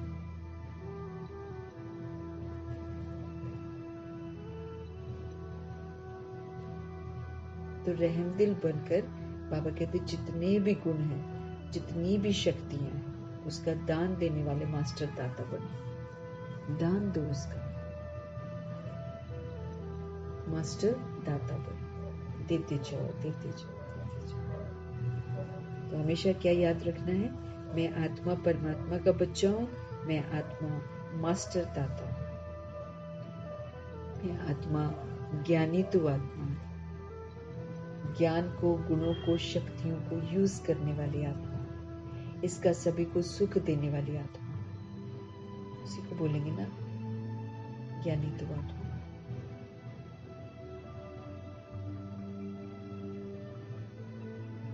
ज्ञान को प्रैक्टिकल में बाबा कहते हैं यूज करो, वो गुण, वो शक्तियां हमारे रोज व्यवहार में होनी चाहिए। तूफान आ रहे हैं, लेकिन हमें तूफान लाने वाले के प्रति भी गुणों का और शक्तियों का दान देना है। कैसे? जब हम उस स्वरूप में रहेंगे, जब हम सदा हर्षित रहेंगे, जब हम संतुष्ट रहेंगे, जब हम सबको स्वीकार करेंगे, तो हम सबको ज्ञान, गुण, शक्तियों का सहयोग देंगे। तो हमको मास्टर दाता बनना है। ध्यान रखेंगे सारा दिन मास्टर दाता, शांति का, पवित्रता का, सुख का, प्रेम का मुझे सहयोग देना, आत्मा को सशक्त बनाना, मास्टर दाता बनना।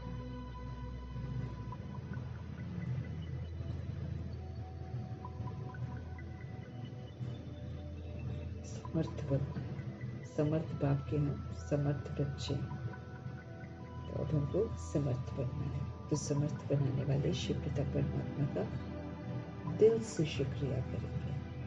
ब्रह्मा माँ जो बनकर दिखाती है, ज्ञानी तू आत्मा, योगी तू आत्मा, त्रिकालदर्शी, विघ्न विनाशक, विश्व कल्याणकारी, सारे टाइटल्स कमाए हैं प्रजापिता ब्रह्मा ने।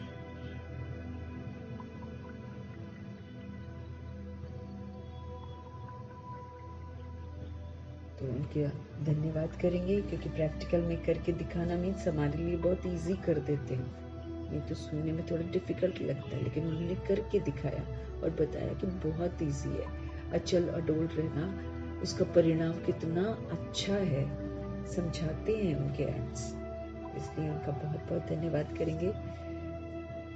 जगदम्बा माँ का धन्यवाद, एडवांस पार्टी की सारी सोल्स का धन्यवाद, अष्टरत्नों का धन्यवाद, नवग्रहों का धन्यवाद, करोड़ों की आबादी जो बची हुई है द्वापर युग कलयुग में आने वाली है ना, जो सोल्स हैं, तो सभी सोल्स जो हैं, सभी सोल्स के प्रति भी हमें अच्छा सोचना है ना। तो इसलिए जो वो आत्माएं हैं प्लस 16,108 करोड़ आत्माएं हैं, इनमें से जितनी बच जाती हैं 108 9 लाख को छोड़कर, उन तमाम सोल्स को भी धन्यवाद करेंगे। और जो द्वापर युग कलयुग की सोल्स आती हैं उनका भी धन्यवाद करेंगे, क्योंकि सब हमको विश्व कल्याणकारी बनने का मौका देते हैं। क्योंकि जब हम प्रैक्टिकल में कुछ करेंगे तब तो हमको मिलेगा। बाबा कहते हैं ना, तुम विघ्नों को पार ही नहीं करोगे तो तुमको विघ्न विनाशक टाइटल यूं ही मिल जाएगा क्या? ऐसे ही विश्व कल्याणकारी अगर मुझे बनना है तो यूं ही थोड़ी बन जाएंगे, यूं ही थोड़ी टाइम। जब मैं सारी सोल्स के लिए अच्छा सोचूंगी तब हम विश्व कल्याणकारी जो है वो बनेंगे। इसलिए दोनों तरह की सोल्स का धन्यवाद करेंगे। फिर पांचों तत्वों का, धरती, आकाश, जल, वायु, अग्नि, पांचों तत्वों का धन्यवाद करेंगे। ड्रामा का धन्यवाद करेंगे, प्रकृति का धन्यवाद करेंगे, और माया का धन्यवाद, यमदूत का धन्यवाद,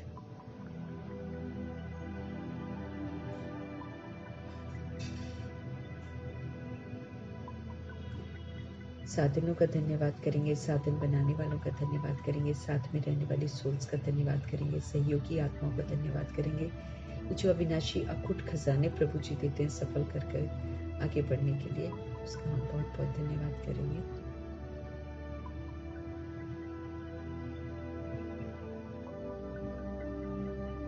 पूरे यूनिवर्स का धन्यवाद करेंगे। ये अनमोल संगम युग का समय जो है इसका धन्यवाद करेंगे। इसके एक एक सेकंड का महत्व है, एक एक सेकंड का धन्यवाद करेंगे।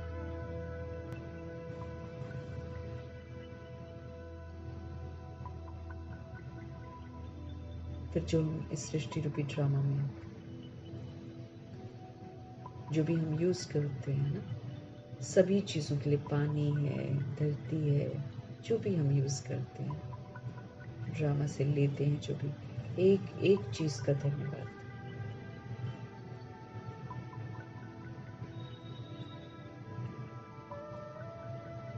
तो सबका धन्यवाद करेंगे, क्योंकि किसी को भी नहीं छोड़ेंगे, क्योंकि सब हमको अच्छा बनाने के निमित्त है। इसलिए सभी रूहों का धन्यवाद करेंगे। आप सभी रूहों का भी धन्यवाद करते हुए मीठे मीठे परमात्मा को पुनः धन्यवाद करते हुए ओम शांति।